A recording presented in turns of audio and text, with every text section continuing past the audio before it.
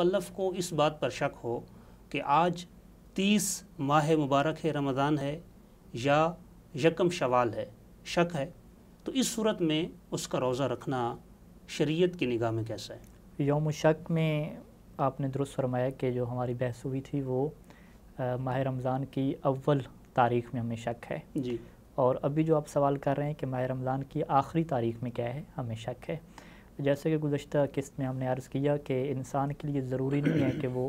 چاند دیکھے، بلکہ وہ ایسا کر سکتا ہے کہ 30 دن مکمل کرے اور اس کے بعد کیا ہے اگلے مہینے کو شروع کرے۔ اور چونکہ فقہا نے ایک مشہور قاعدہ جو روایات سے اخذ کیا ہے کہ سم للرؤیت وافطر للرؤیت، کہ ہمیشہ جو روزہ رکھا جائے گا وہ بھی رؤیت کی بنیاد پہ ہوگا، چاند دیکھنے کی بنیاد پہ ہوگا، اور جو افطار کیا جائے گا وہ بھی چاند دیکھنے کی بنیاد پہ ہوگا۔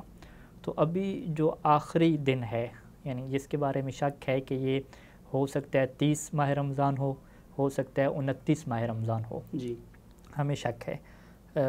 30 ماہ رمضان ہو، یا ہو سکتا ہے کہ یکم شوال ہو، یکم شوال ہو، اس بارے میں ہمیں شک ہے۔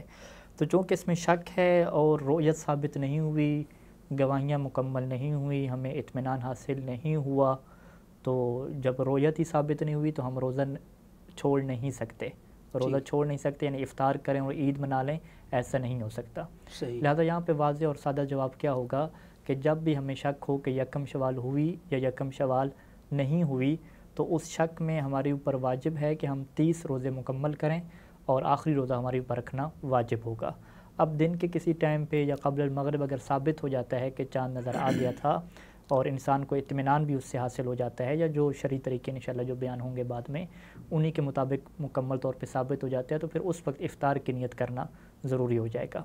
تو پس خلاصہ کلام کیا ہوا کہ اگر بالکل شروع میں شک ہو کہ یہ 30 شعبان ہے یا یکم ماہ رمضان ہے، تو وہاں پہ رمضان کی نیت سے روزہ رکھنا حرام ہے، اور اگر آخر پہ ہمیں شک ہو کہ یہ 30 رمضان ہے یا یکم شوال ہے، عید کا دن ہے، تو وہاں پہ روزہ رکھنا واجب ہے، ضروری ہے کہ انسان کیا ہے روزہ رکھے۔ یعنی اس صورت میں وہ روزہ رکھے گا جب اس کو شک ہو کہ یہ آخری